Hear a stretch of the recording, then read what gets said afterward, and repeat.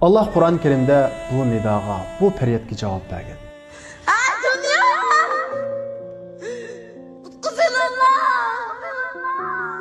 Allah Teala Kur'an-ı Kerim'de وَمَا لَكُمْ لَا تُقَاتِلُونَ فِي سَبِيلِ اللّٰهِ وَالْمُسْتَضَعَفِينَ مِنَ الرِّجَالِ وَالنِّسَاءِ وَالْوِلْدَانِ الَّذِينَ يَقُولُونَ رَبَّنَا أَخْرِجْنَا مِنْ هَذِهِ الْقَرْيَةِ الظَّالِمِ أَهْلُهَا وَاجْعَلْ لَنَا مِنْ لَدُنْكَ وَلِيًّا وَاجْعَلْ لَنَا مِنْ لَدُنْكَ نَصِيرًا. Ey Allah'a işinimiz, ahiretke, cennetke, dozaqqa, ebedi hayatning bor ekanligiga ishonamiz degan kishilar sizlarga nim bo'ldi? Ey Allah, bizni bu zalim shahardan qutuldirgin, bizga bir madadkor, bizga bir yetakchi, bizni bu zulmdan qutuldirgan bir kishini avatgin, bizni bu zulmdan qutuldirgin degan bu ojiz ayollar, ojiz bolalar, ojiz erlarni qutuldirish uchun nima uchun sizlar kurash qilmaysizlar? Nima uchun sizlar sukut qilasizlar? Nima uchun sizlar o'zinglarning turmushi bilan bo'lib, u qarindishinglarni unutib ketasizlar? Va ma lakum, sizlarga nim bo'ldi? Sizlarning iymoninglar yolg'onmi? Sizlarning insonliginglar yolg'onmi? Sizlarning vijdoninglar yolg'onmi? Zodi sizlar nima uchun u qarindoshlaringlarni qutqizish uchun tirishmaysizlar, harakat qilmaysizlar, kurash qilmaysizlar deb mana biz uchun, ya'ni o'z turmushi bilan bo'lib, u qarindoshlarini qutuldirish, vatandagi zulmni to'xtatish, u zolim tajovuzchilarni vatanimizdan qo'g'lab chiqarish uchun harakat qilmagan, u haqda bosh qotirmagan, tirishchanlik ko'rsatmagan bizlarga Alloh taolo Qur'on-i Karimda koyiyotdi. To'g'ri, navbatdagi dunyo sharoitida u qarindoshlarimizni qutuldirish uchun amaliy harakat qilishga fursat yo'q. Lekin hozir navbatda fursatning bo'lmasligi, bizning u haqda o'ylanmasligimiz, u haqda tirishmasligimizga bahona bo'lolmaydi. Chunki fursat bo'lmasa, fursatni yaratish uchun tirishish, fursat kelgan vaqtida uni tutqudek qobiliyat, salohiyatni barpo qilish bizlarga farz bo'ladi. Chunki Alloh taolo Qur'on-i Karimda imkonsizlik, qo'limizda bo'lmaslik o'xshash har xil bahona sabablar bilan zolim tajovuzchilarga qarshi kurashga otlanmaganlarning o'zrisini rad qilib, "Walau aradul khuruj la agar ularning zolimlarga qarshi urush qilish, kurash qilish, zolimning qo'lini qarindoshlarini qutuldirish niyati rost bo'lgan bo'lsa edi, ular tayyorlik qiladi."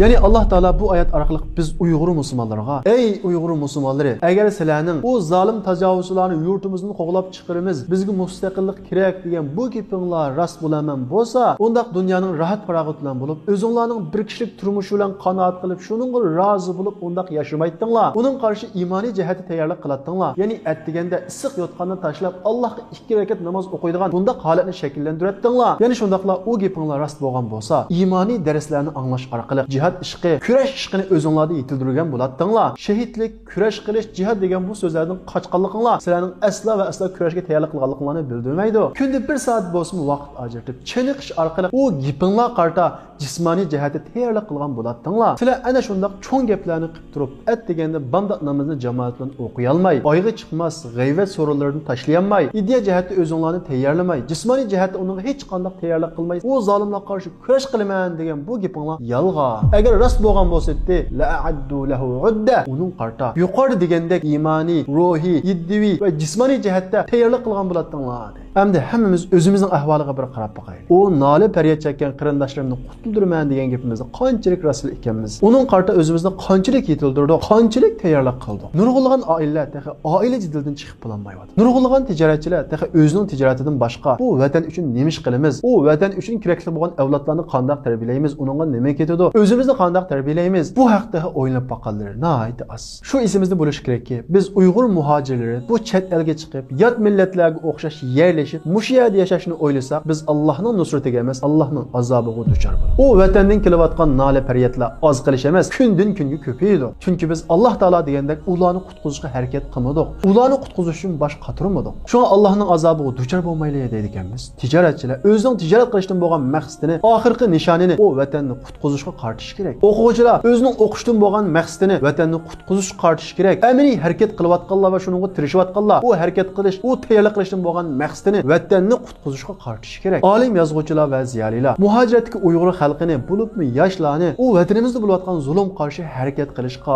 o'yinishga va butun kuchini shuningga sarf qilishga undaydigan ruhiy jihatda va iddiy jihatda xizmat olib berish kerak. Ya'ni har bir Uyg'urning qilayotgan ishi o'xshash bo'lmasa-mu, oxirgi nishonini o'rtaq qilish kerak. U bo'lsa-mu, vatanimizdagi zulm qarshi harakat qilish va u zulmni to'xtatish uchun qo'limizdan keladigan ishlarni hammani qilish, mushuning qarshi kerak. Ya'ni har bir Uyg'ur u vatanimizdagi zulm qarshi, tajovuzlar qarshi harakatning bir parchasi bo'lishi kerak. Har birimiz mana shunda u zulm qarshi elib berilgan harakatning bir parchasi bo'la olgan vaqtimizda Allohning yordamiga loyiq bo'lgan bo'lamiz va qiyomatda Allohning oldida ey Alloh hech fursat bo'lmadi. Biz iymoniy jihatda o'zimizni tayyorladik, ruhiy jihatda o'zimizni tayyorladik, jismoniy jihatda o'zimizni tayyorladik, iqtisodiy jihatda o'zimizni tayyorladik. Lekin hech bir fursat bo'lmadi desak, u vaqtda Alloh taolo balkim bizning o'zimizni qabul qilishi mumkin. Ammo aksicha biz nima qila oldik? U zolimlar, u tajovuzchilar shunchalik kuchli tursa, bizning qo'limizda hech narsa bo'lmasa, hech ish qilganimizning foydasi yo'q deb bundaq bel qo'yvatsak, dal Allohning nusratiga emas, azobiga duchor bo'lamiz. Chunki Alloh taolo bizni faqat sabab qilishga, harakat qilishga buyurdi. Nusrat va g'alaba bizning kuchimiz yetmaydigan ishlar bo'lsa, bu Allohning ishi. Qur'oni Karim qarab boqadigan bo'lsak, bu Alloh taolo o'zining yordami kelishiga bir sababni bahona qilgan. Ya'ni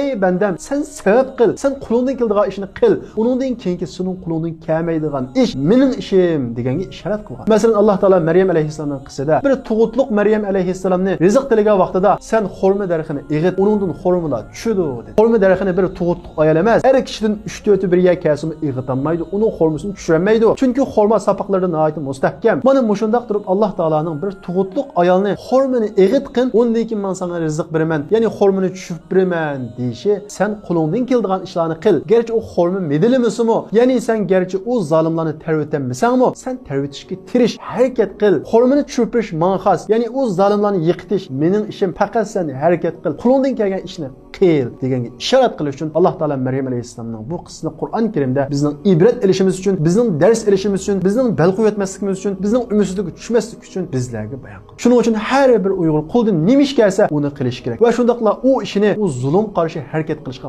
bog'lish kerak. Mana mushundaq qilgan vaqtida uningdan keyingi bizning kuchimiz yetmagan, biz cho'ng ko'rayotgan u zolimlarni halok qilish, u zolimlarni yo'qotish Allohning ishi, uni Alloh cho'qim qilib beradi. Muhimi oldidan biz o'zimizga tegishli ishlarni qilaylik.